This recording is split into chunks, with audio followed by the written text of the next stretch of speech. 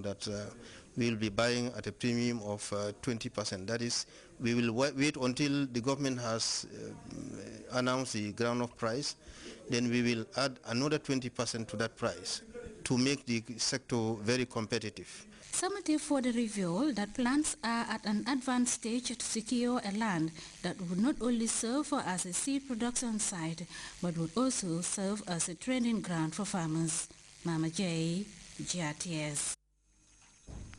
Meanwhile, the Vice President, Dr. Aissatou Njie Seydi, has issued a televised statement on the International Day for Disaster Reduction. The day is observed globally to raise awareness of the need to reduce risks that disaster pose to efforts in creating safer communities, cities and countries. Mama J takes a closer look at this year's commemoration, which centers on the theme, Women and Girls, the Invisible Force of Resilience. The theme for this year's commemoration, Women and Girls, the Invisible Force of Resilience, seeks to acknowledge and appreciate the millions of women and girls who make their communities more resilient to disaster and climate risk. In the Gambia, celebrations marking the day will take the form of a march past and drama performances.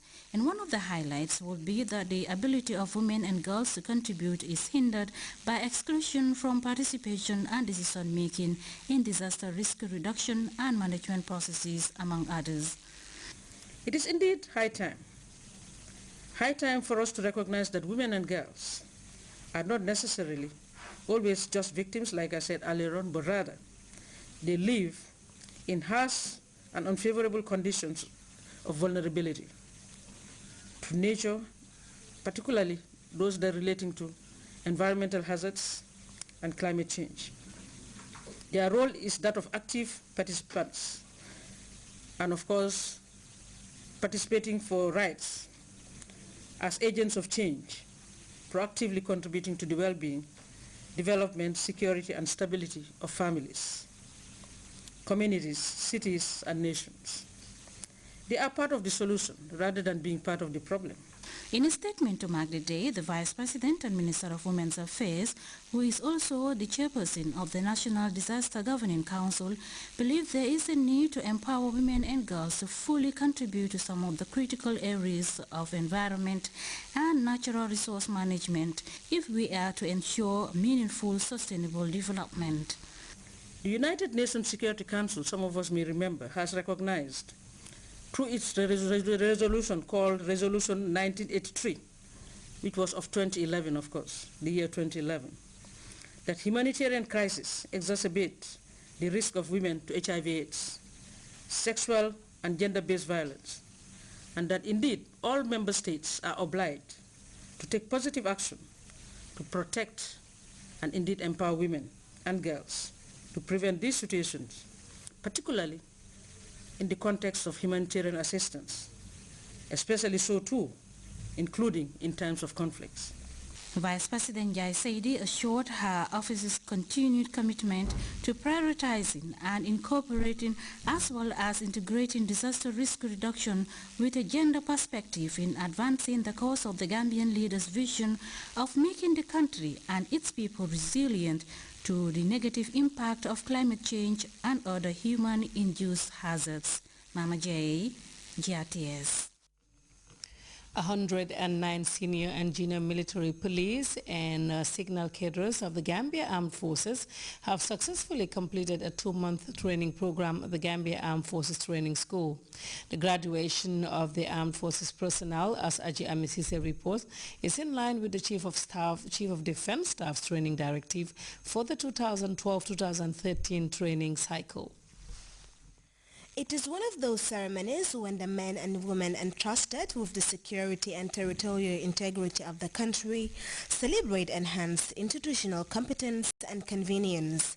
The Gambia Armed Forces Training School has augmented the skills of 109 senior and junior military police and signals cadre of the armed forces in minor tactics, map reading and land navigation, operations room procedures, combat estimates, to name a few. The military police and signalers have been trained in their various professional fields to enhance their professional output.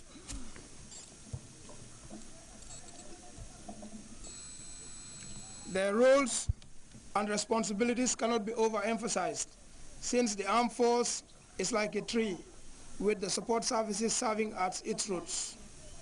It is the support services, the support elements that keep the infantry moving in order to achieve its mission.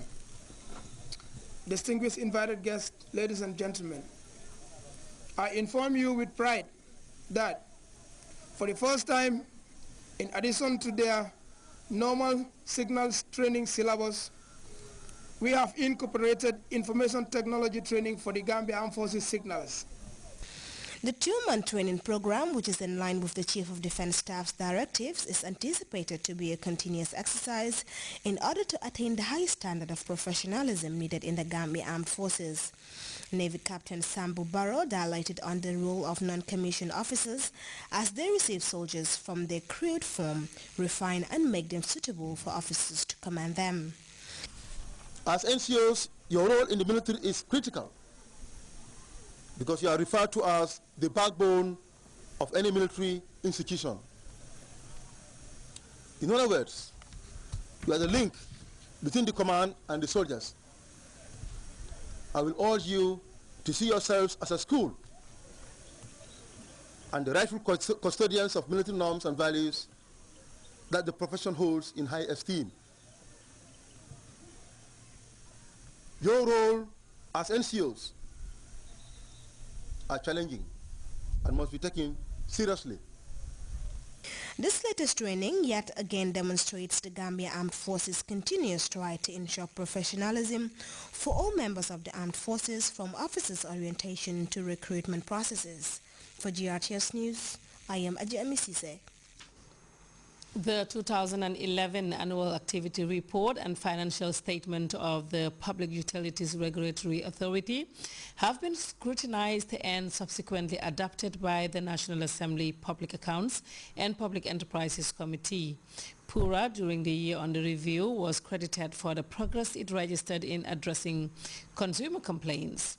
Louis Mendy reports the National Roads Authority was also given a stamp of approval by lawmakers.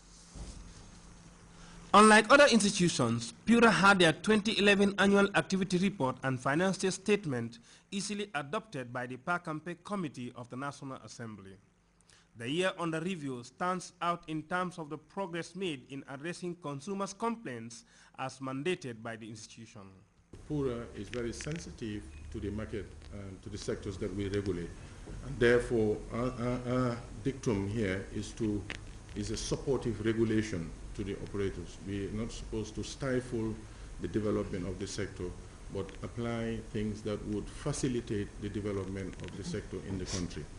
The document under scrutiny charted accurate data keeping and management of the institution's finances, with over $10 million in operating profit during the year under review.